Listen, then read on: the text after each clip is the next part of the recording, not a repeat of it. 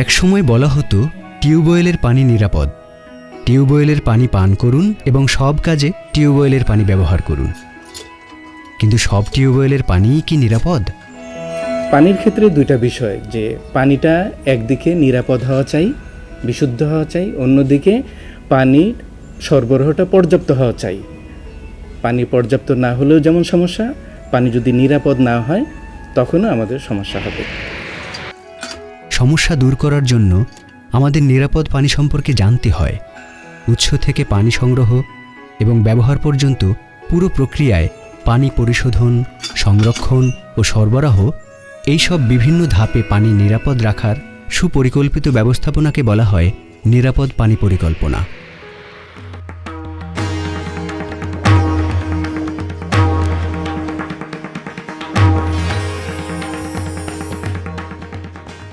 বিশ্ব স্বাস্থ্য সংস্থা WSP বা পানি নিরাপদ রাখার পরিকল্পনার নামে একটি অ্যাপ্রোচ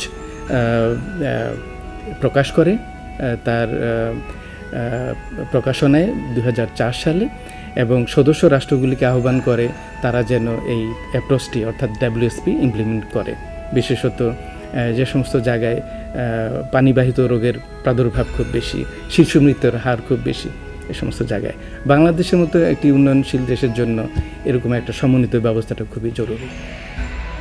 তাই WSP এর মতো একটা জরুরি বিষয় সম্পর্কে আমাদের অবশ্যই জানতে হবে এবং নিরাপদ পানি পরিকল্পনায় খাবার পানির উৎস নিরাপদও রাখতে হয়। এজন্য আমাদের পানি সংগ্রহ, বহন, সংরক্ষণ ও পান করা পর্যন্ত প্রত্যেক ধাপগুলোতেও সতর্ক থাকতে হয় এবং পানির উৎস দূষণের হাত থেকে রক্ষা করতে হয়। খাবার পানির নিয়মিত পরীক্ষা, পর্যবেক্ষণ এবং মনিটরিংয়ের মাধ্যমে পানির উৎস নিরাপদ রাখা যায়। তবে কোনো কারণে পানির উৎস আবার দূষিত হলে তা যত তাড়াতাড়ি সম্ভব নিরাপদ হিসাবে পুনরায় ব্যবহারের উপযোগী করে তোলা খুব জরুরি। এই পুরো ব্যবস্থাটাকে বলা হয় নিরাপদ পানি ব্যবস্থাপনা পরিকল্পনা, সংক্ষেপে WSP। আমরা প্রতিদিন যে পানি পান করছি তা WSPর মতো সমন্বিত ব্যবস্থা মেনে হচ্ছে কি? এক্ষেত্রে প্রথমেই দেখে নেই আমাদের শহরের পানি ব্যবস্থাপনা কী অবস্থায় রয়েছে। আজকের হিসাব মতো আপনি প্রায় 75% হলো মাটির নিচের ভূগর্ভস্থ পানি, আর ভূপরিস্থ যেটা সারফেস সেটা 22 to 25% পানি। সো এটা এরকম হওয়ার কথা না, যত সারফেস আমরা ব্যবহার করতে পারবো তত ভালো। কিন্তু আপনি জানেন যে ঢাকা নদী বেষ্টিত একটি রাজধানী, তার চারদিকেই নদী, অথচ আপনারা সকলেই জানেন যে এই নদীর পানির কোয়ালিটি এমন পর্যায়ে গিয়ে পৌঁছেছে যে বিশেষ করে শুষ্ক মৌসুমে এই পানিগুলো যে ট্রিট করে ব্যবহার করা হবে সেই পর্যায়ে ওটা থাকে না। ওটাকে শুধু ব্যাকটেরিয়া কিল করা যায়, কিন্তু এটার ভিতরে যে গন্ধ বা অ্যাস্থেটিক যে একটা ব্যাপার সেটা কিন্তু দূর করা যায় না।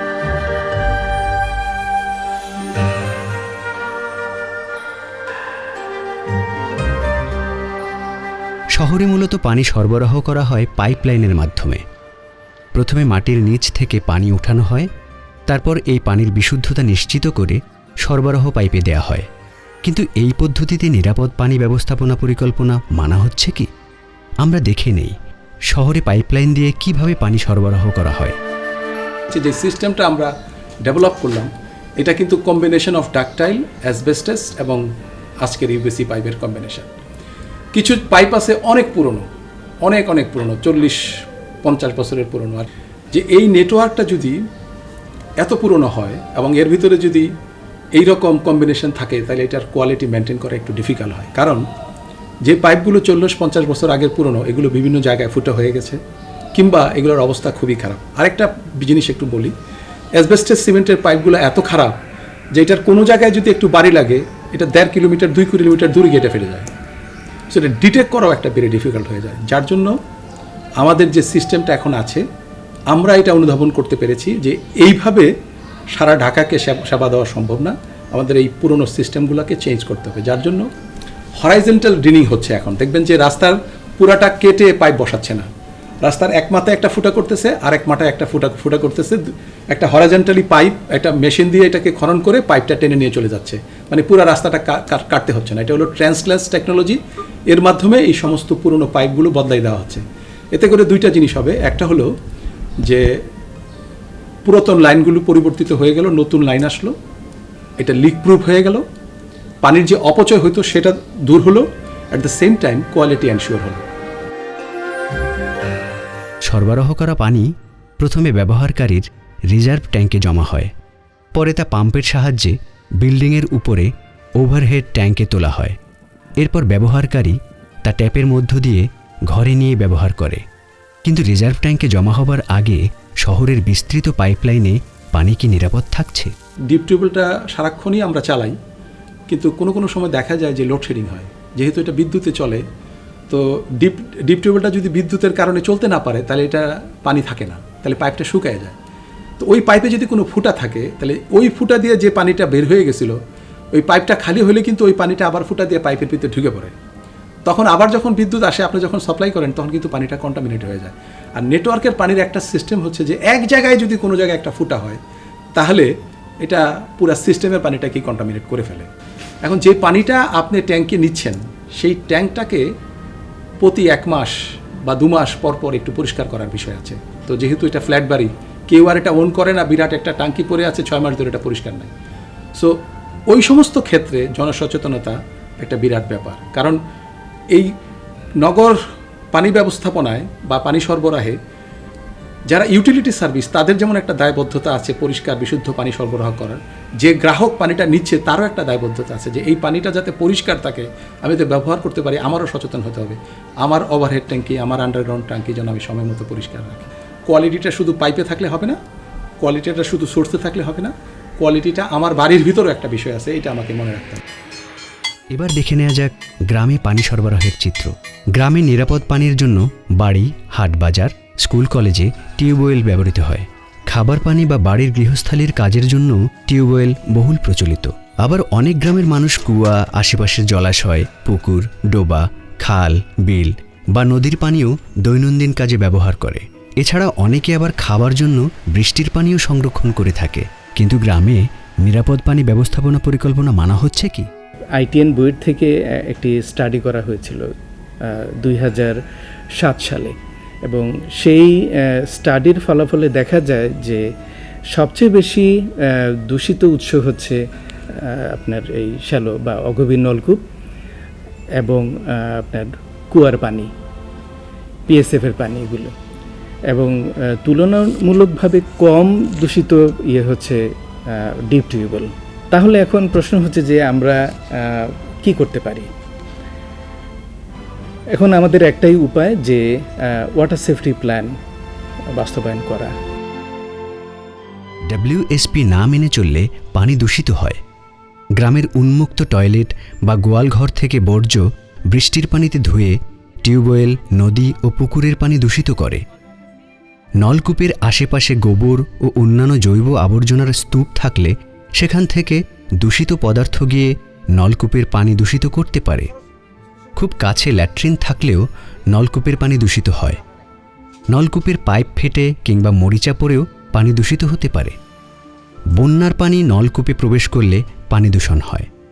মাটির নির্দিষ্ট স্তর থেকে পানি তুললে নলকূপ দিয়ে আর্সেনিক দূষণের ঝুঁকি থাকে।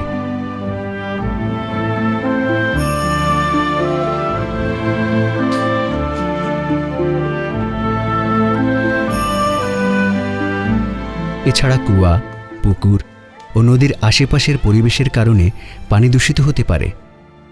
পুকুরে গোসল, গবাদি পশুর বিচরণেও পানি দূষিত হয়। পানি মূলত 3 ভাবে দূষিত হয়। প্রথমত, ভূগর্ভস্থ পানিতে সহনশীল মাত্রার চেয়ে অতিরিক্ত আর্সেনিক বা লবণ থাকলে, পানি জীবাণুর সংস্পর্শে আসলে এবং ভূপৃষ্ঠের পানিতে ময়লা আবর্জনা মিশ্রিত হলে পানি দূষিত হয়। দ্বিতীয়ত, পানি সংগ্রহ থেকে পান করা পর্যন্ত ব্যবহৃত প্রযুক্তি ঠিকমতো কাজ না করলে এবং পানি সরবরাহের লাইনে ত্রুটি থাকলে পানি দূষিত হয়। এবং তৃতীয়ত, পানি সংগ্রহ, বহন বা সংরক্ষণের সময়, এমনকি পানি পান করার সময় অপরিচ্ছন্ন পাত্র ও স্বাস্থ্যাভ্যাস মেনে না চললে পানি দূষিত হয়।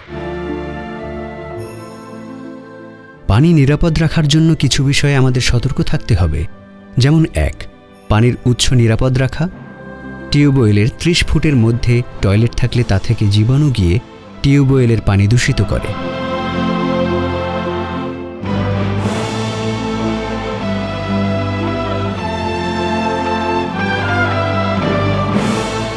এজন্য পায়খানা নির্দিষ্ট দূরত্বে কমপক্ষে 30 ফুট দূরে থাকতে হবে।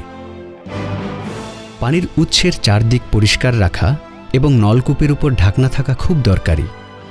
নলকূপ সবসময় পরিষ্কার রাখতে হবে, আর নলকূপের গোড়া নড়বড়ে হলেও সেখান দিয়ে ময়লা প্রবেশ করে পানি দূষিত করতে পারে।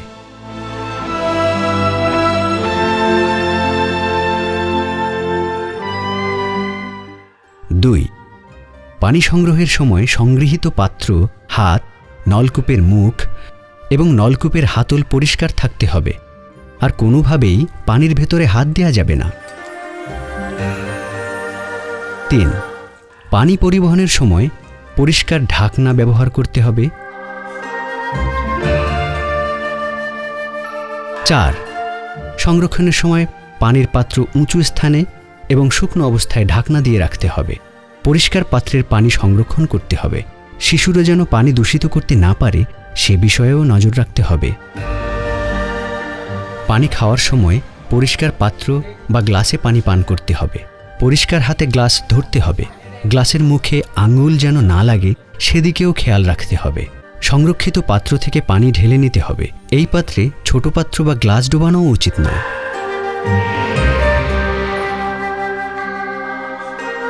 শহরে পানি সরবরাহের পাইপলাইন পদ্ধতিতে দুটো বিষয়ে মনিটরিং করতে হয়।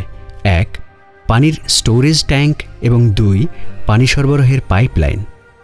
এ বিষয়ে দেখতে হবে 1, পানির উৎস বা স্টোর ট্যাঙ্কটার চারদিকে বাঁধ থাকতে হবে। ঢাকনা নষ্ট বা খোলা রাখা যাবে না। ট্যাঙ্কে কোনো ফুটো বা ছিদ্র থাকলে তা বন্ধ করতে হবে। আর ট্যাঙ্কের 30 ফুটের মধ্যে প্রাণীর অবাধ বিচরণ বা কোনো প্রাণীর মলমূত্র থাকতে পারবে না। 2, পানি সরবরাহ করা পাইপে ফুটো বা ছিদ্র থাকতে পারবে না। পাইপ বাইরে থেকে দেখা গেলে তা ঢেকে দিতে হবে। পাইপের কন্ট্রোল ভালভে ছিদ্র থাকলে বা কন্ট্রোল ভালভ থেকে অবৈধভাবে পানি নেওয়া হলে তা দ্রুত বন্ধ করতে হবে। শেষে ট্যাপ স্ট্যান্ডের গোড়ায় অতিরিক্ত পানি জমা বা স্ট্যান্ড নষ্ট হলে তাও ঠিক করতে হবে। অন্যদিকে নলকূপ মনিটরিং করার জন্য আমাদের কিছু বিষয়ে বিশেষ গুরুত্ব দিতে হবে, তাহলে নলকূপটা ঝুঁকিমুক্ত রাখা সম্ভব। এসব হলো নলকূপের 30 ফুটের মধ্যে কোনো ল্যাট্রিন, মানুষের মলমূত্র বা অন্য কোনো দূষণের উৎস থাকলে দূর করতে হবে। নলকূপের গোড়া নড়বড়ে বা 6 ফুটের মধ্যে পানি জমতে দেয়া যাবে না। আর নিষ্কাশন প্রণালীটা ভাঙা, ফাটা বা অপরিষ্কার থাকলে তা মেরামত করতে হবে। একই সঙ্গে নলকূপে কংক্রিট প্ল্যাটফর্মের ব্যাপ্তি 5 বাই 6 ফুটের বেশি হলে ভালো হয়। প্ল্যাটফর্মে পানি জমতে দেয়া যাবে না, আর প্ল্যাটফর্মটা ভাঙা বা ক্ষতিগ্রস্ত হলে তা মেরামত করতে হবে। এসবের পাশাপাশি আমাদের WSP বা পানি নিরাপদ রাখার পরিকল্পনা সম্পর্কেও সচেতন হতে হবে। পানি নিরাপদ রাখার যে পরিকল্পনা, এটা 5টা ধাপে আমরা বাস্তবায়ন করি। যে আমরা একটা জনগোষ্ঠীর কাছে যে একটা ছোট দল তৈরি করি, যে দলে মেয়েরা থাকবে, পুরুষরাও থাকবে যারা পানি সংগ্রহ করে, এবং অন্যান্যরাও থাকবে সমাজের যারা একটু শ্রেণীর লোকেরা, এলিট শ্রেণীর লোকেরা, তারাও থাকবে, যাদের সাহায্য নিয়ে আমরা এই কাজগুলি করতে পারি। এবং তাদের সাথে আলোচনা করে পানির যে প্রবলেম, সেই প্রবলেমটা নিয়ে আমরা আলোচনা করি। পরের ধাপে আমরা পানি সরবরাহ ব্যবস্থার একটা সার্বিক চিত্র তুলে ধরার চেষ্টা করি, এবং পানি সরবরাহের এই ম্যাপটা তারা নিজেরাই করে, আমরা হয়তো একটু ফ্যাসিলিটেট করি যে কিভাবে এই ম্যাপটা করা যায়। সেই ম্যাপের মধ্যে গ্রামের চিত্র থাকে, গ্রামের মধ্যে টিউবওয়েল বা পানির উৎসগুলির অবস্থান কোথায় সেটা থাকে, কখন পানিটা নেওয়া হয়, কিভাবে নেওয়া হয়, কারা নেয়, কত দূর থেকে, এই সমস্ত তথ্যাদি মোটামুটি থাকে, একটা প্রাথমিক তথ্য। তারপরে ধাপ হচ্ছে যে আমরা সেই দলকে নিয়ে, ওয়াটার সেফটি প্ল্যান টিমকে নিয়ে আমরা বসে তারপরে আমরা আলোচনা করি যে সেই পানি সরবরাহের ঝুঁকিগুলি কী। এখানে কি কোনো বর্জ্য দ্বারা এটা দূষিত হওয়ার সম্ভাবনা আছে, অথবা এটা আর্সেনিক দ্বারা দূষিত হতে পারে, অথবা অন্য কোনো কারণে এটা দূষিত হতে পারে কি না, বা তার ঝুঁকিগুলি কী। আমরা এই সমস্যাগুলিকে দূর করব। যদি টিউবওয়েলের গোড়াতে নলকূপ না থাকে, প্ল্যাটফর্ম না থাকে, প্ল্যাটফর্মের ব্যবস্থা করা। যদি ড্রেনেজ ব্যবস্থাটা দুর্বল থাকে, তাহলে ড্রেনেজ ব্যবস্থার একটু উন্নয়ন ঘটানো, যেন টিউবওয়েলের গোড়াতে পানি না থাকে, আশপাশটা স্যাঁতস্যাঁতে না হয়ে থাকে। পরের ধাপ হচ্ছে মনিটরিং করা। এই মনিটরিংটা সাধারণত জনগোষ্ঠী নিজেরাই করে এবং জনগোষ্ঠীর পক্ষে সাধারণত কেয়ারটেকাররা করে থাকে। যেহেতু কেয়ারটেকারকে একটু প্রশিক্ষণ দেওয়া হয় এটার অপারেশন মেনটেন্যান্সের ওপরে, এবং তাদের কিছু না কিছু পর্যায়ে একটু সমাজে ইনফ্লুয়েন্স থাকে, তিনি তখন এটা মনিটর করেন যে তার এই পানিটা নিরাপদ আছে কি না, এবং মানুষ যেভাবে পানিটা নিয়ে যাচ্ছে সেটা যথাযথভাবে বা যথাযথ প্রক্রিয়া নিয়ে যাচ্ছে কি না, অর্থাৎ পানি সংগ্রহের আগে হাত ধোয়া, পানি পরিষ্কার পাত্রে সংগ্রহ করা, বহন করার সময় এটাকে ঢেকে নিয়ে যাওয়া, যখন তারা রান্নাঘরে সংরক্ষণ করবে একটু উঁচু জায়গায় সংরক্ষণ করবে এবং ঢেকে রাখবে যেন কোনো শিশু বা গৃহপালিত জন্তু বা পাখি মুখ না দিতে পারে এবং দূষিত করতে না পারে। WSP বা নিরাপদ পানি পরিকল্পনা কার্যক্রম কি শুধু গ্রামকে কেন্দ্র করেই ব্যবহৃত হবে? এ সম্পর্কে শামসুল গফুর মাহমুদ কি বলেন? WSP যদি আপনি একটা ঢাকা ওয়াসাতে অ্যাপ্লাই করতে চান, এটা সম্ভব অ্যাপ্লাই করা, কিন্তু WSPটাকে ওইভাবে প্রণয়ন করতে হবে। সেই ক্ষেত্রে হয়তো 5টা স্টেপের জায়গায় আপনাকে 10টা স্টেপ নিতে হবে। অর্থাৎ WSPটা হচ্ছে সিস্টেম ভিত্তিক। আপনি কোন পানি সরবরাহ সিস্টেমের এটাকে প্রয়োগ করতে যাচ্ছেন সেটার উপর নির্ভর করবে। সুতরাং এটা শহর অঞ্চলেও সম্ভব, গ্রাম অঞ্চলেও সম্ভব, সব জায়গায় সম্ভব।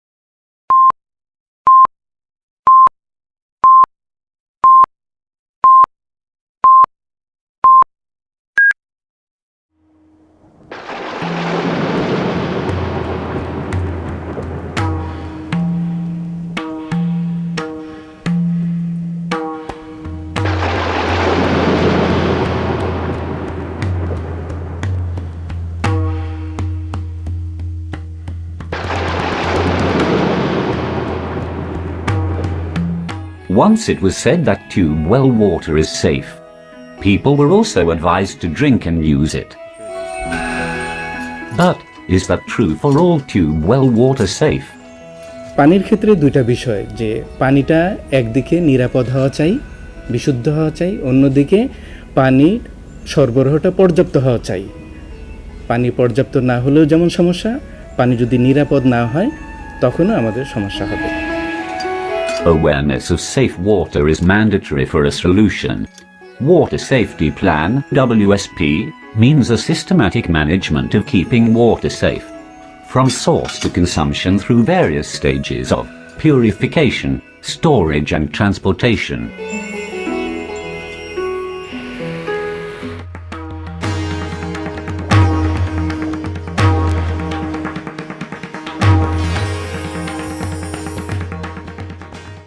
বিশ্ব স্বাস্থ্য সংস্থা WSP বা পানি নিরাপদ রাখার পরিকল্পনার নামে একটি অ্যাপ্রোচ প্রকাশ করে তার প্রকাশনায় 2004 সালে, এবং সদস্য রাষ্ট্রগুলিকে আহ্বান করে তারা যেন এই অ্যাপ্রোচটি অর্থাৎ WSP ইমপ্লিমেন্ট করে। বিশেষত যে সমস্ত জায়গায় পানিবাহিত রোগের প্রাদুর্ভাব খুব বেশি, শিশু মৃত্যুর হার খুব বেশি, এই সমস্ত জায়গায় বাংলাদেশের মতো একটি উন্নয়নশীল দেশের জন্য এরকম একটা সমন্বিত ব্যবস্থাটা খুবই জরুরি। There should be awareness on WSP, and in its implementation the water source must be kept protected and safe. While keeping the water source safe, we must be alert from the process of water collection to consumption through the steps of transportation and preservation. Water source safety is maintained by vigilance and monitoring besides conducting regular tests. Contaminated water source must be treated and brought to reuse, confirming supply of safe water immediately. The process of ensuring safe drinking water from the source to consumption through various steps. Let us first see the water supply system in the city. Is the water of our consumption delivered under coordinated measures of WSP? আজকের হিসাব মতেও আপনি প্রায় 75% হলো মাটির নিচের ভূগর্ভস্থ পানি, আর ভূপরিস্থ যেটা সারফেস সেটা 22 to 25% পানি। সো এটা এরকম হওয়ার কথা না, যত সারফেস আমরা ব্যবহার করতে পারবো তত ভালো। কিন্তু আপনি জানেন যে ঢাকা নদী বেষ্টিত একটি রাজধানী, তার চারদিকেই নদী, অথচ আপনারা সকলেই জানেন যে এই নদীর পানির কোয়ালিটি এমন পর্যায়ে গিয়ে পৌঁছেছে যে বিশেষ করে শুষ্ক মৌসুমে এই পানিগুলো যে ট্রিট করে ব্যবহার করা হবে সেই পর্যায়ে ওটা থাকে না। ওটাকে শুধু ব্যাকটেরিয়া কিল করা যায়, কিন্তু এটার ভিতরে যে গন্ধ বা অ্যাস্থেটিক যে একটা ব্যাপার সেটা কিন্তু দূর করা যায় না।